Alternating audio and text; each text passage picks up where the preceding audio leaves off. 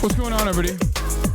I hope everyone's having a fantastic evening, fantastic afternoon, fantastic pre-noon, no matter where you are in the world. I'm Hasan Piker, and this is Hasan. Our broadcast coming to you live from sunny California, Los Angeles, folks. We're live and alive, and I hope all the boys, girls, and MBs are having a fantastic one, because today's a beautiful day. Today's a wonderful day. Today is Saturday, ladies and gentlemen. It is Saturday, August 10th, 2024.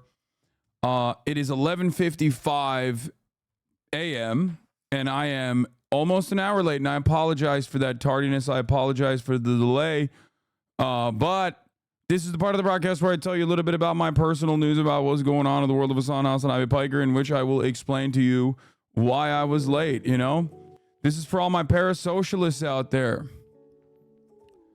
After a 6 hour,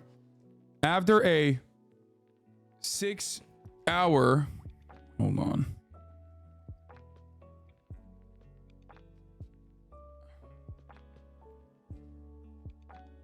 After a 6 hour broadcast yesterday, I ended it because I had to do another obligation.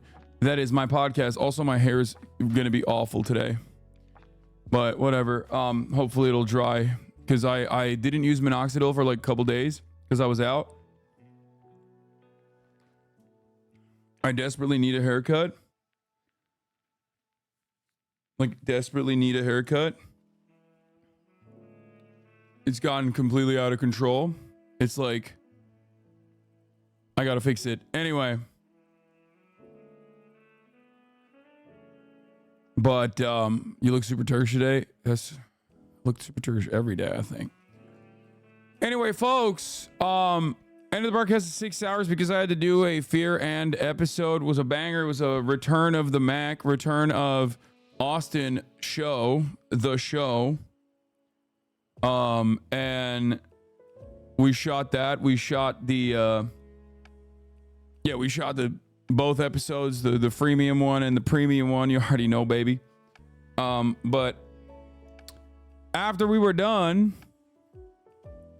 with that, I spent some time with family, went to bed, woke up, had a long ass sleep, okay? Long as hell. By the way, RIP Susan Wojcicki, which is crazy. Susan Wojcicki died. But yeah. Ukraine, what? Bro, chill out, dude. Like, we'll talk about Ukraine. What? I have talked about Ukraine already. What the fuck?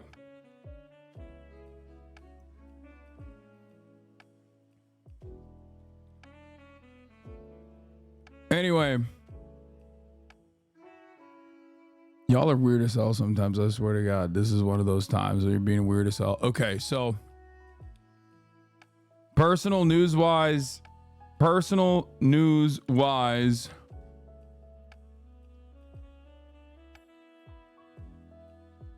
What else happened? Oh, I went to sleep, woke up late, worked out.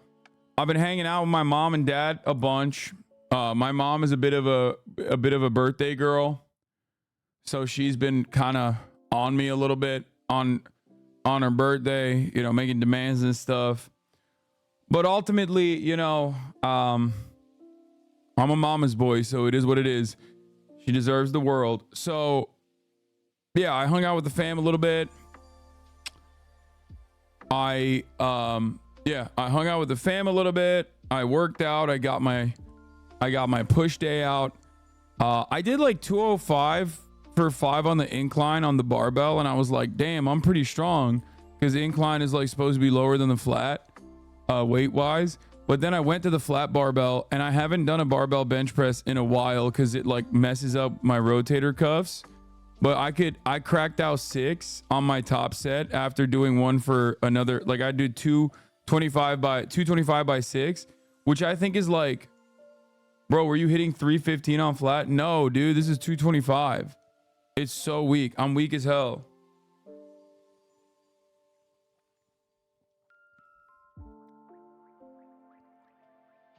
You look like you're in a good mood recently. Did you recently have sex or something? Yeah, with your mom. But yeah. Just for fun. Look, coming live from the 1 out of 5. Coming live. What's up, folks? I'm live. Yeah, I don't be giving no fucks. Which is pretty bad. I don't be giving no fuck. 225 for 6 is really bad. You're doing a good job keeping your traps pinned to the bench and using your legs. Yeah. Honestly, 225 for bench press flat is weak. There's no two ways about it. Form is good, but overall it's just like 225 for 5 is weak, chat. My lifetime PR is like 15. Like, that's not my lifetime personal best on 225 is like around 15. Okay. It's pretty weak. For me, it's pretty weak. It's very low for my size. I'm 225 pounds myself. I should be able to rip that for 10 easy.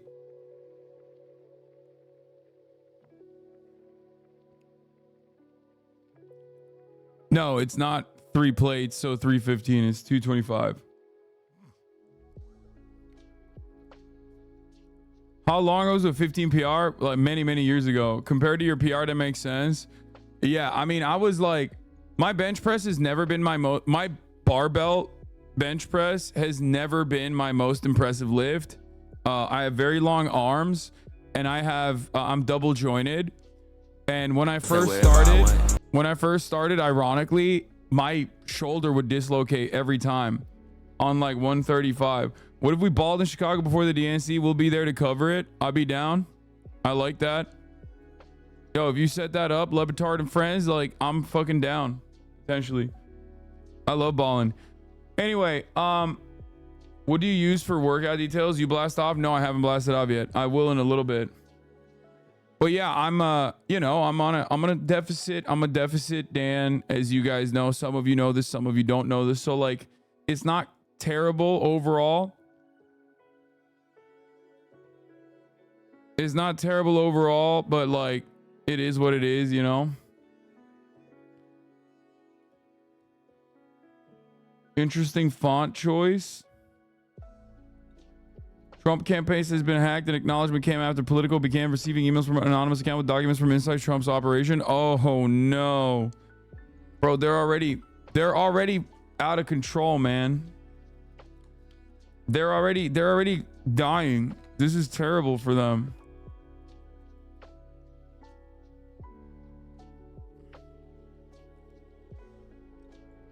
Any content creator collab? Honestly, yes, but also there's like Democrats that are reaching out to my management right now, which I think is crazy. What's a deficit, Dan? I'm just joking. Like, I'm on a deficit because I'm cutting. Wait, how'd you get your shoulder to stop dislocating? Because I have the same problem. My connective tissue, my left shoulder is made of hopes and dreams, I fear. Brother or sister, what did I do to stop my shoulder from dislocating? It's called getting brolic as fuck. I'm sorry. There's literally nothing else. Like, that's it. I just got insanely brolic. That's it. And I know it sounds like I'm joking, but it's not a joke. Like, you actually have to just simply keep working out. You work out all of the other parts of your muscles. You do a lot of accessory work. You do a lot of stability work. My rotators are weak as hell. You just have to keep working on it. There's not anything else you can do. Wall angels are great. You got to work your obliques. You got to work your like every time, every push day, I grab a resistance band, I wrap it around my wrist, and I do what is it called? Like, I take a roly-poly thing, like a roller, like a back roller, put it against the wall, and I roll while activating my wall slides, activating my what is this called? It's not my obliques. Anyway, whatever. I do the roly-poly for my lats, like, oh, my serratus. Thank you. No, not lats. Serratus. So that's like, you have to work all of the muscles around the muscle that is the problem area. A lot of people don't understand this. physical therapy is like your entire body is like this, okay? There's a push and pull everywhere. And a lot of people think like, oh, on the pull side, I'm experiencing some issues, so it must be the pull side. No, it's usually the exact opposite side that is a problem. Like, for example, a lot of people have the QL, or was it Q? Is it like your lower back injury? A lot of people have lower back injury, right? Many people do not understand that your lower back injury has virtually nothing to do with your lower back and everything to do with your mid back. Okay. That's why you got to roll out your mid back, and everything to do with your hips, everything to do with your core. Because your lower back is overcompensating for your lack of musculature in your hip flexors, or your lack of your lack of strength in your hip flexors on stretch positions. Like, it could be a number of different things. This is what physical therapists look for. That's why they make you do a bunch of different things. And you have to, if you have any sort of injury or anything like that, you have to always look at like all of the other muscles in that area. Sometimes it could be the way you step on the ground. It could be your fucking shoes. Your shoes that impact your knees, and then your knees that impact your form, and then your form suffers as a consequence of that, and then your back is fucked up. Like, yeah, anterior pelvic tilt is really important. A lot of people don't know what the athletic stance is, that you're supposed to have like your dick like tucked a little bit. You know what I mean? Like your hip, your butt is like winking a little bit to the forward, and while also simultaneously squeezing your ass. Yeah, like your pelvis is supposed to be like a little bit forward, like you're humping the air while simultaneously your ass is clenched. Like, it's a balance between those two muscle groups. But a lot of people, I'll just tell you right now, I can tell you exactly what your pain is and exactly where it's coming from, because I have it too, because you are just like me. You sit on your fucking ass like this all day. You got gamer neck. And if you ever try working out with all of those issues, you probably have like hypertrophy to your fucking traps at this point from literally constantly doing this, and your neck like popping out forward. The pain that a lot of people experience as a consequence of sitting on their asses all day, every day, is almost identical. My hip flexors were super tight, super fucking tight, because you sit like this all day. My muscles are used to being flexed up like this. So they're very weak when I stretch it like this. Because of that reason, on certain lifts, like deadlifts specifically, I overcompensate with my lower back. I used to overcompensate with my lower back. So I did a lot of that. My outer glutes, my side glutes, my glute med, they rarely ever contracted. They rarely ever activated. So I take extra care and consideration on leg days to make sure that I am activating my side glute, right? That's really important. Your body's connectivity to everything is dialectical. I agree. Your body is absolutely connected all across the board. And many people do not understand that. Many people think that it's just like, oh, if I have pain in one area, it must be that area. No, it's almost always, almost entirely related to a weakness in another area or pain in another area that you were oblivious to.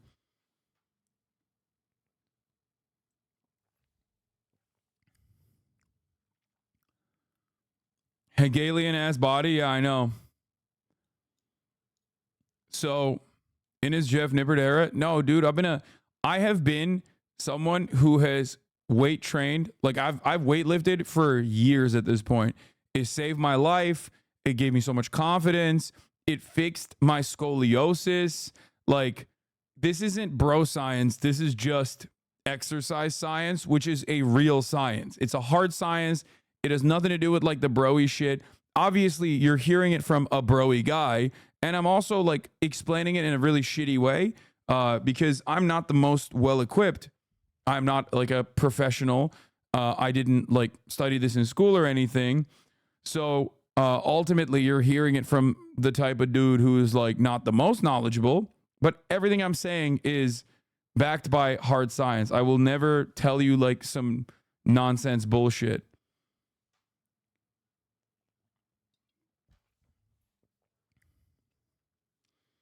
You inspired me to hit the court again this morning for the first time in years. My stamina and vert are absolute ass, but I still got that post-up fadeaway to recover some ego while I get back into it, Lamau.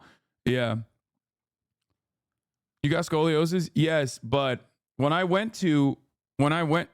you talking about Cairo? Fuck no, I'm not talking about Cairo. No, I'm talking about physical therapy. I'm talking about exercise science. No, I'm not talking about chiropractors, bro. That's crazy. No, I would never do that. Okay, chill. But in any case, yeah, we're talking about real shit, okay? Not like made up shit made by like a cult leader or whatever. I'm in PT, post shoulder instability surgery, and everything Hasan said tracks. Yeah, so shoulder instability is obviously like I have winged scaps, and basically I have winged scaps. So like every part of my body that is supposed to remain stable in your body that most likely is stable moves around with ease for me. Look, you see that? I'm not moving a single thing right now. Just my shoulder. That is not good. For weightlifting, that is not good. Look at this. Look at this. That is literally my fucking shoulder going in and out of like where it's supposed to be without me moving anything else, just my shoulder. So that makes it really difficult to lock in and stabilize on push exercises. It makes it pretty easy to do pull exercises. That's why my pull is pretty strong, but my push is not. So I always have to work against that in an effort not to injure myself. Okay?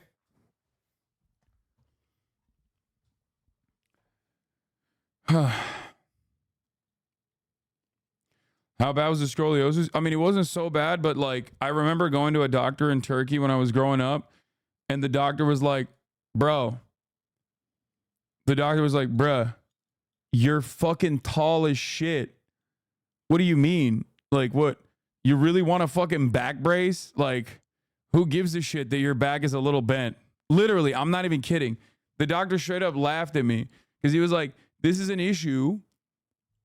This is an issue for people who are, stunted in their growth or whatever. But like, you're already so tall. Who cares? Like, and I think he was not wrong because I think he wasn't wrong because like, I think the corrective for scoliosis is like really, really fucked up. So he was just like, it's not worth it.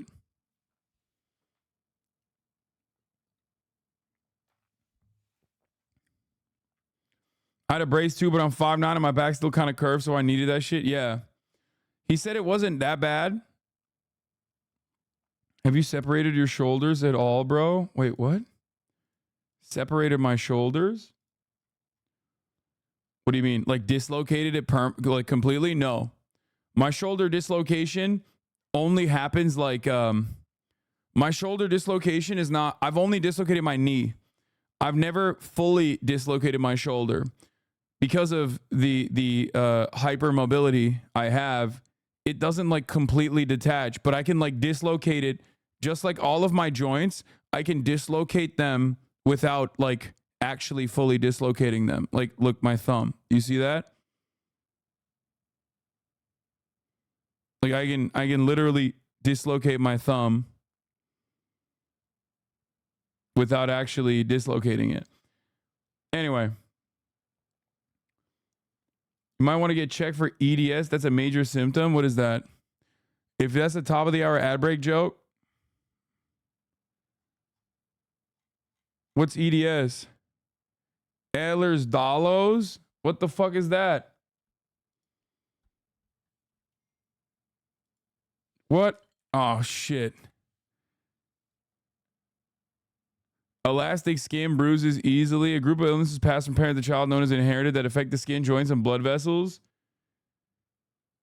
You do not have EDS? Yeah, I don't think I have it. I do have hypermobility, though.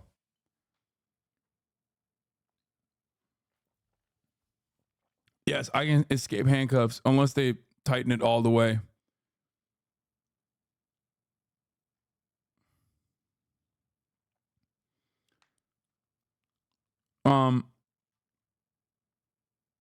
With your height, it could be Marfan syndrome. What the fuck? No, it can't, bro. I'm 6'4", dude. I'm not like 6'10". Is it Marfan syndrome for people who are like 7'12" or something?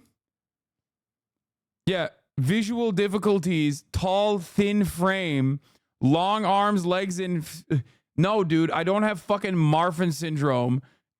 What are you talking about? WebMD chatters are crazy right now. Y'all are going nutty mode in the chat. Okay, that's crazy, bro.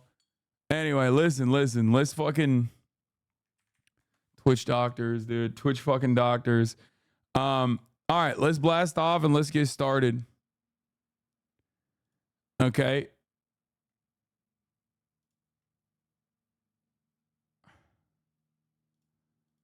Oh shit. This got the Dexerto.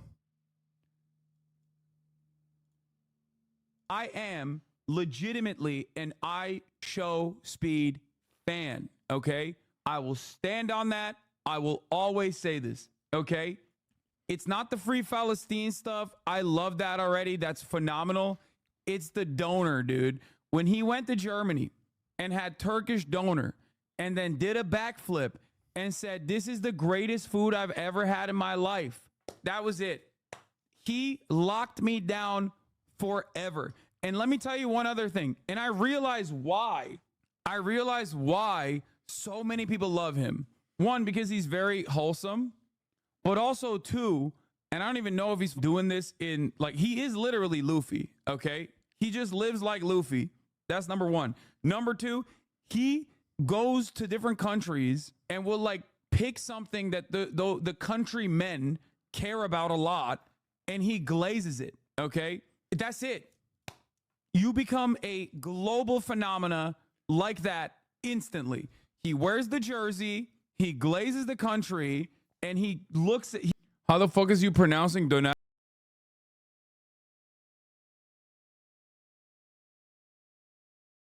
Be Stan I am that I say donor like he says it. I'm telling you, dude.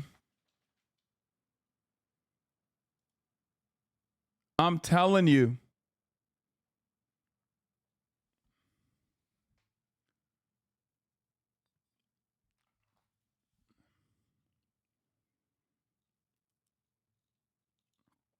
You also say countries like him? Yeah. He touches like one thing that they care about and says, this is amazing. It's over. Okay.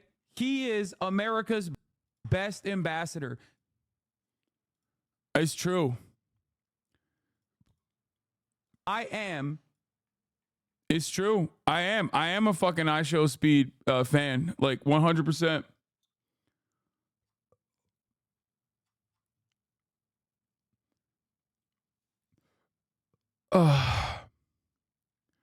Bro, I'm from Tunisia, and I call it Sunzia thanks to Speed. Yeah.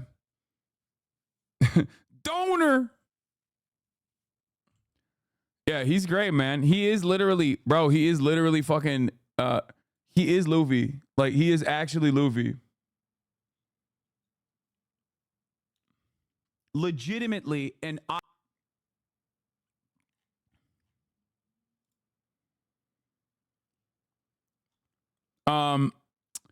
but anyway, yeah, we got England. We're gonna talk about England, mate. We're gonna talk about that, mate.